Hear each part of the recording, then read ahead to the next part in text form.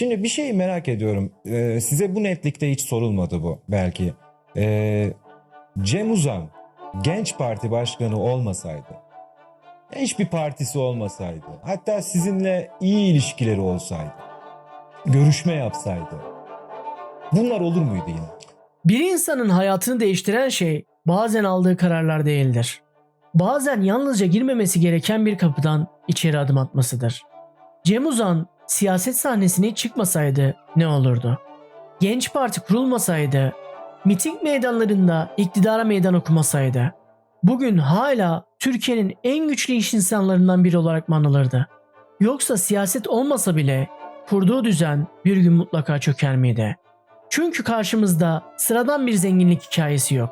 Özel televizyonlardan bankalara, cep telefonu hatlarından enerji santrallerine, gazetelerden futbol kulüplerine kadar uzanan dev bir yapıdan söz ediyoruz. Şu saniyede takdiri ilahi tecelli etse ve vefat etsem ben, söyleyeceğim son bir laf vardır.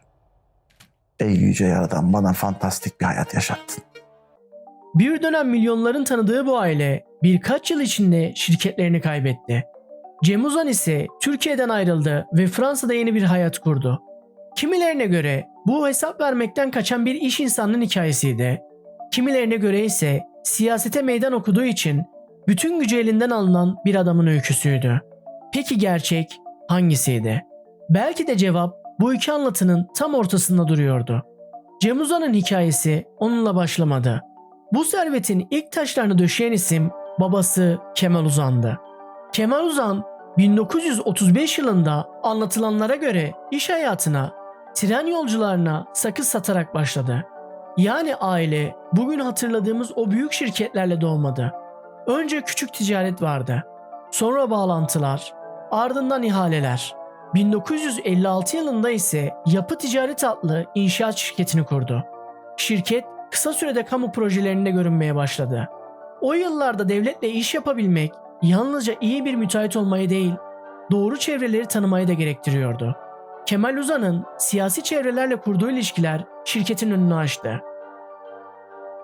Ailenin adını genişleten kitlelere duyuran projelerden biri Galatasaray'ın yıllarca kullandığı Ali Sami Yen Stadı oldu. Ancak stadın açılışı başarı kadar büyük bir tartışmayı da beraberinde getirdi. 22 Aralık 1964'te oynanan Türkiye-Bulgaristan maçında tribünler kapasitesinin üzerine çıktı. Yaşanan izdihamda çok sayıda insan yaralandı. İnşaatı yapan şirket de eleştirilerin hedefindeydi. Fakat bu olay Kemal Uzan'ın yolunu kesmedi. İnşaat büyüdü, enerji yatırımları başladı. Çimento fabrikaları kuruldu, hemen ardından ise medya. Kemal Uzan Yeni İstanbul gazetesini satın alarak yalnızca bina yapan bir iş insanı olmaktan çıktı. Bu önemliydi. Çünkü para size güç verir. Medya ise o gücün nasıl görüneceğini belirler. 1960 yılında doğan Cem Uzan işte böyle bir dünyanın içine gözlerini açtı.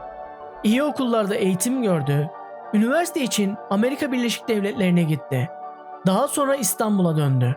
Önünde hazır bir düzen vardı. Fakat o düzeni yalnızca korumak istemiyordu. Daha görünür, daha hızlı ve çok daha büyük bir imparatorluk kurmak istiyordu. Bu sırada aile yatırımlarına devam ediyordu. Barajlar yapılıyor. Bir baraj hokus pokusla yapılmıyor. Üfürükle de yapılmıyor. Parayla yapılıyor. Yatırımla yapılıyor. Fabrikalar kuruluyor, yeni şirketler açılıyordu. 1984 yılında İmar Bankası satın alındı. Aynı dönemde Adabank kuruldu. Böylece Uzan ailesi yalnızca inşaat yapan bir grup olmaktan çıktı. Artık para toplayan, kredi veren ve kendi yatırımlarını finanse edebilen bir yapıya dönüşüyordu. Ama Cem Uzan'ın asıl çıkışı bankacılıkla değil, televizyonla geldi. 90'lı yılların başlarında Türkiye'de televizyon denildiğinde akla tek bir kurum geliyordu: TRT. İnsanlar ne yayınlarsa onu izliyordu. Özel kanal diye bir seçenek maalesef yoktu. Cem Uzan bu boşluğu gördü, Ahmet Özel ile ortaklık kurdu ve Magic Box'ı hayata geçirdi. Kanal daha sonra Star 1 adını aldı. Yayınlar Türkiye dışından yapılıyordu. Çünkü özel televizyonculuğun yasal zemini henüz hazır değildi. Fakat izleyici bunu aldırmadı. renkli programlar, yabancı diziler, eğlenceli içerikler ve farklı bir yayın dili. Star 1 kısa sürede milyonların alışkanlığını değiştirdi. Cem Uzan bir şeyi erken fark etmişti. İnsanların evine her akşam girebiliyorsanız yalnızca program göstermezsiniz. Ürün satarsınız. Marka oluşturursunuz. Gündem belirlersiniz. Ve gerektiğinde kendi hikayenizi de anlatırsınız. Grubun kontrolündeki İmar Bankası Star ekranlarında gün boyunca tanıtılıyordu. Yüksek faiz. Çok açık değil mi? İmar Bankası'nın vaadi çok açık. Yüksek faiz. Türk lirası, mark ve dolara yüksek faiz. İmar Bankası. İmar Bankası rakiplerinden daha yüksek faiz sunduğunu söylüyordu. Reklamlar sürekli dönüyor. Geniş kitleler birikimlerini İmar Bankası'na taşıyordu. Televizyon bankayı büyütüyor, bankada yeni yatırımları besliyordu. Bu kendi içinde çalışan güçlü bir çarktı. Ardından yeni kanallar geldi. Kral TV, Teleon, Yeşilçam TV, radyo istasyonları, gazeteler, Uzanlar artık yalnızca medyada yer alan bir aile değildi. Medyanın önemli bir bölümüne sahip olan bir aileydi. Cem Uzan'ın futbola ilgisi de bu dönemde büyük bir yatırıma dönüştü. 1992'de İstanbulspor'u satın aldı. Bu kararın arkasında yalnızca spor sevgisi yoktu. Galatasaray'ın yayın hakları konusunda yaşanan anlaşmazlık da önemliydi. Cem Uzan Galatasaray maçlarını kendi kanalında yayınlamak için kulüple anlaşmıştı. Fakat takımın başka bir televizyonun kanalının reklamıyla sahaya çıkması gerilimi arttırdı. Anlaşma bozuldu. Cem Uzan da kendi takımını satın aldı. İstanbulspor'a dönemin tanınmış futbolcuları getirildi. Milyonlarca dolar harcandı. Fakat sahadaki sonuçlar harcanan parayla aynı ölçüde büyümedi. Bizim futbolcular için söyleyecek bir laf yok. Taraftar zaten maçtan sonra onlara yeteri kadar ne olduklarını gayet güzel laflarla ifade ettiler. O laflar benim ağzıma yakışmayacağı için ben şu anda lafları söylemiyorum kendilerine. Ben söyleyeceğim bir şey var. İstanbulspor için transfer sezonu bugün başlamıştır. Bu takımın en az yarısı gidecek. Ve burada turist Ömer gibi sahada gezinenler futbol kariyerlerini ben onların bitireceğim. Çünkü hiçbir kulübe satmayacağım. Hiçbir kulübe satmayacağım ve futbol hayatlarını bitireceğim. Cem Uzan iş dünyasında sabırlı görünebiliyordu. Futbolda ise aynı sakinliği koruyamıyordu. Kameraların önünde sert konuşuyor, futbolcuları açıkça tehdit eden açıklamalar yapıyordu. Bu çıkışlar onun karakteri hakkında önemli bir ipucu veriyordu. Başarıyı seviyordu ama kontrolü kaybetmeye hiç tahammülü yoktu. Asıl büyük hamle ise 1994'te geldi. Telsim kuruldu. Cep telefonunun hala yeni ve pahalı olduğu bir dönemde Telsim kısa sürede ülkenin en bilinen markalarından biri oldu. Biliyor musun? Meşhur tiyatrocu, yazar, artist, komedyen, filmci, şair Yılmaz Erdoğan. Ne kısa ne uzun. Normal yurdum insanı. Yakışıklı sayılır. Yakışıklı. Bunda altyapı yatırımı kadar reklamın gücünün de payı vardı. Star ekranları, gazeteler ve radyolar aynı markayı durmadan anlatıyordu. Ünlü isimlerle çekilen reklamlar sayesinde Telsim yalnızca bir telefon hattı değil, genç ve modern bir yaşamın simgesi gibi sunuldu. Uzan ailesinin yükselişi de artık çok daha hızlıydı. Çukurova Elektrik ve Kepez Elektrik'in işletme hakları da aileye geçmişti. Berke Barajı tamamlandı. İnşaat, medya, banka, enerji ve iletişim. Birbiriyle bağlantılı dev bir ağ kurulmuştu. Dışarıdan bakıldığında Cem Uzan hata yapmıyordu. Doğru zamanda doğru sektöre giriyor, reklam gücünü kullanıyor, sonra kazandığı görünürlüğü yeni bir yatırıma çeviriyordu. Fakat bu yapının içinde ciddi borçlar, sert hukuk mücadeleleri ve giderek büyüyen bir siyasi gerilim vardı. Ve sonunda Cem Uzan iş dünyasının sınırlarını aşıp siyasete girdi. Artık Türkiye'yi sever insanlar olarak ayağa kalkıp Türkiye'nin kanını emenlere, emdirenlere, Türkiye'yi sömürge yani yabancılara bağımlı hale getirenlere dur, yeter, haddini aştın, bardağı taşırdın diye bağırmanın zamanı gelmiştir. İşte hikayenin yönü tam da burada değişti. 2000 yılında Genç Parti kuruldu. Partinin başında televizyonlardan herkesin tanıdığı zengin ve karizmatik bir isim vardı. Cem Uzan meydanlara pahalı kampanyalarla çıktı. Konserler düzenledi, ücretsiz yemekler dağıtıldı. Kısa, kolay hatırlanan vaatler verildi. Ekonomik krizden yorulan seçmene öfkeyle ve yüksek sesle seslendi. Konuşmalarında kendisini eski düzenin dışından gelen güçlü bir kurtarıcı gibi konumlandırıyordu. Seçim sonucunda Genç Parti %7,25 oy aldı. Meclise girmek için gereken barajı aşamadı. Fakat birkaç ay önce kurulmuş bir parti için bu oran küçümsenecek bir şey değildi. Üstelik aynı seçimde Adalet ve Kalkınma Partisi tek başına iktidara gelmişti. Bir tarafta yeni iktidar, diğer tarafta milyonlarca oyu olan, büyük bir medya ağına sahip ve meydanlarda sert konuşan Cem Uzan vardı. Bu iki gücün uzun süre yan yana durması zaten kolay değildi. Siyaset hayatına Adalet ve Kalkınma Partisi'nin katılımını müjdeliyor. Cem Uzan'ın televizyonları ve gazeteleri giderek daha muhalif bir çizgiye geçti. Hükümet ağır bir biçimde eleştirildi. O yıllarda devlet işindeki etkisi hızla büyüyen Fethullah Gülen cemaati de Uzan medyasının hedefindeydi. Cem Uzan, cemaatin kamu kurumlarında güç topladığını ve ileride ciddi sorun yaratacağını savunuyordu. Bugünden bakınca bu sözler bazı insanlara ileri görüşlü gelebilir. Fakat hikayenin yalnızca bu kısmına bakmak yanıltıcı olur. Çünkü aynı dönemde Uzan grubu hakkında bankacılık, enerji ve uluslararası kredi işlemleriyle ilgili ağır iddialar vardı. Yani ortada sadece siyasi bir kavga yoktu. Dosyalar, borçlar ve mahkeme kararları vardı. İlk büyük kırılma enerji şirketlerinde yaşandı. Çukurova Elektrik ve Kepez Elektrik'in sözleşmeleri devlet tarafından iptal edildi. Sende Allah korkusu kalmamış. Allah korkusu kalmamış. Sen Allahsız olmuşsun. Allahsız herif. Kardeş adam. Kardeş adam beni iyi dinle bak. Ey kardeş adam.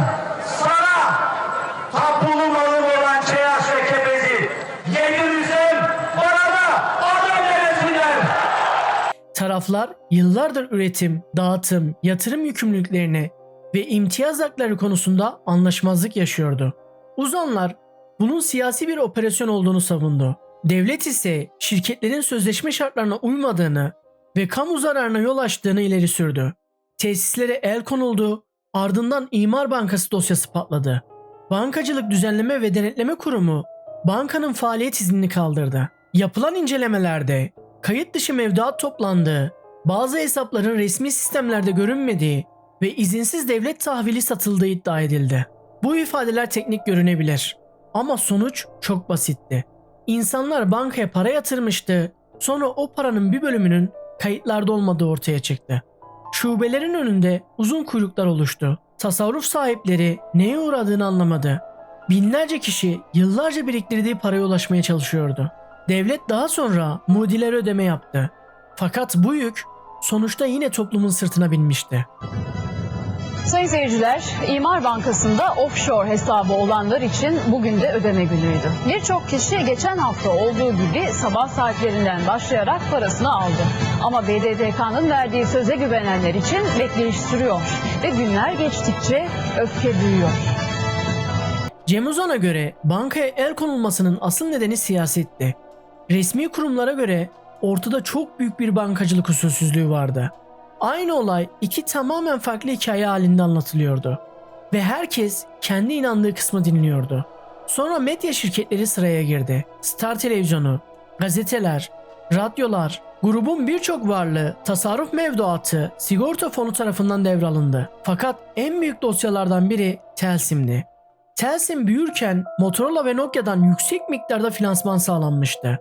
Motorola'nın verdiği kredinin yaklaşık 2 milyar dolar, Nokia'nın finansmanının ise 100 milyonlarca dolar olduğu açıklandı. Şirketler verilen paranın Telsim yatırımlarına kullanılması gerektiğini savunuyordu. Daha sonra bu paranın farklı şirketlere ve aileyle bağlantılı hesaplara aktarıldığı iddia edildi. İki teknoloji şirketi de alacaklarını tahsil edebilmek için Amerika'da hukuk yoluna başvurdu. Amerikan mahkemesi Uzanların şirketlerini yanıltarak kredi aldığı ve borcu ödememek için mal varlığını gizlediği sonucuna vardı. Bu karar Cem Uzan'ın yalnızca siyasi baskı gördüğüm savunmasını zayıflatan en önemli belgelerden birisi oldu. Çünkü dava Türkiye'de değil Amerika'da görülmüştü. Öte yandan Uzan tarafı uluslararası şirketlerin de siyasi süreçten yararlandığını ve grubun değerli varlıklarına düşük bedelle ulaştığını savundu. Telsim'e el konulduktan sonra şirket Vodafone'a satıldı. Türkiye'nin ilk büyük özel telefon markalarından biri artık yabancı bir grubun parçasıydı.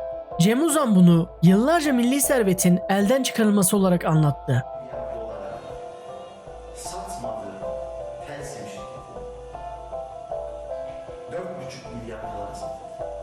Ben 9 milyar dolara hayır dedim. 4,5 milyar dolar. Devlet ise satışın şirketin borçlarını ve kamu alacaklarını karşılamak için yapıldığını belirtti. Bu sırada soruşturmalar devam ediyordu. Vergi kaçakçılığı, nitelikli dolandırıcılık, sahte belge, banka kayıtları, her yeni dosya ailenin hareket alanını biraz daha daralttı. Uzan ailesine ait bir villada yapılan aramada Telsim sistemlerinde kullanıldığı öne sürülen çok sayıda elektronik kart bulunduğu haberleri yayımlandı. Savcılık bu kartların yasa dışı işlemlerde kullanıldığını iddia etti. Uzanlar ise suçlamaları reddetti.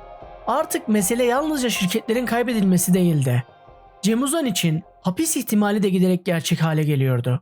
2009 yılında Türkiye'den ayrıldı. Fransa'ya gitti ve siyasi sığınma talebinde bulundu. Fransız makamları bu talebi kabul etti. Cem Uzan'a göre Türkiye'de davalar bağımsız değildi. Siyaset, bürokrasi ve Gülen cemaati birlikte hareket etmişti.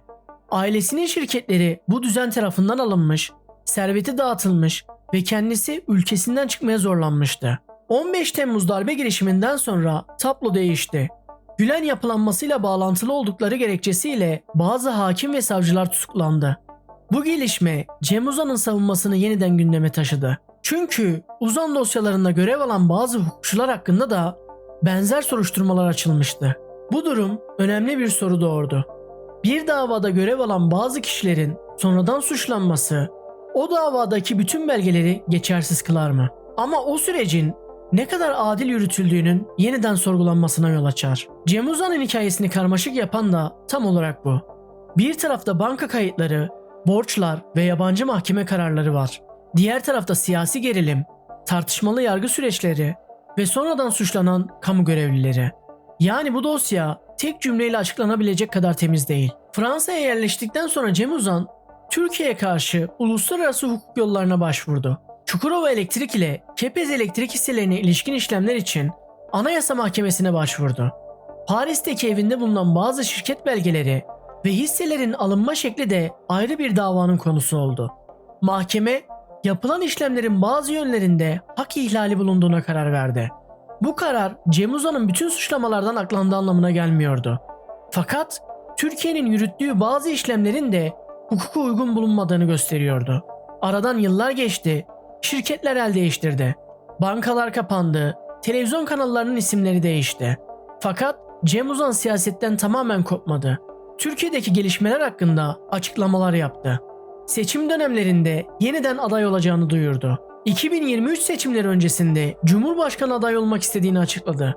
Programlara Fransa'dan görüntülü bağlantıyla katıldı. Kendisinin siyasi bir kumpasın hedefi olduğunu söyledi. Ancak adaylık için gereken resmi süreç tamamlanamadı. Bugün Cem Uzan denildiğinde hala iki farklı portre ortaya çıkıyor. Birinci portrede Türkiye'ye özel televizyonu, cep telefonu rekabetini ve büyük enerji yatırımlarını getiren cesur bir girişimci var. Sistemin dışında durduğu ve iktidara karşı çıktığı için şirketleri elinden alınmış bir siyasetçi. İkinci portrede ise medya gücünü kendi şirketleri için kullanan bir iş insanı var. Bankacılık kurallarını ihlal ettiği, büyük kredileri ödemediği ve yargı yaklaşınca ülkeyi terk ettiği söyleniyor. Bu iki portreyi destekleyen parçalar da dosyanın içinde bulunuyor. Uzan ailesi gerçekten Türkiye'nin en büyük özel yatırımlarından bazılarını yaptı. Ama aynı aile hakkında milyarlarca dolarlık borç ve usulsüzlük kararları da verildi. Cem Uzan gerçekten Gülen yapılanmasının tehlikesini erken dönemde dile getirdi. Ama bu İmar Bankası'ndaki kayıp kayıtları kendiliğinden açıklamıyor. Bazı yargı mensupları sonradan suçlandı.